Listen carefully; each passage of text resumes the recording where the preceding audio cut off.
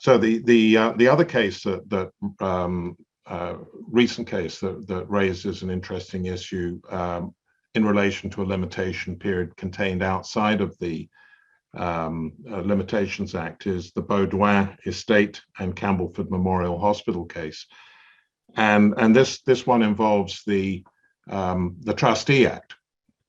The plaintiff, or an individual, Mr. Baudouin, went to a hospital emergency room complaining of a sudden pain in his lower back and in his abdomen. He was diagnosed with degenerative disc disease and discharged.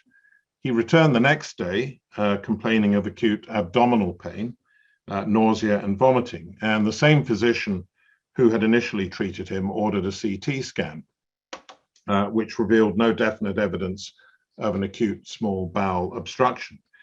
He returned the next day, still complaining of abdominal pain, bloating, and had not reported that he hadn't had a bowel movement for 5 days.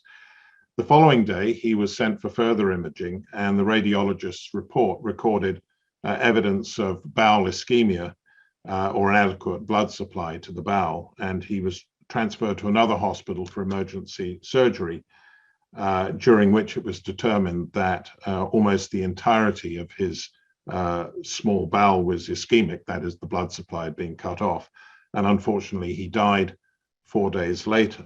So he died on the 9th of January 2015.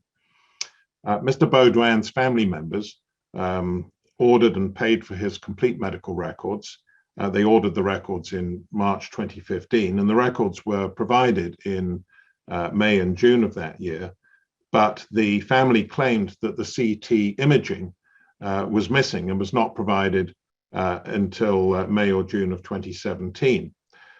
In the meantime, though, in April 2017, the family members and the estate issued a statement of claim for medical malpractice. Now, they did that in April 2017, so about 2 years and 3 months after Mr. Baudouin had died.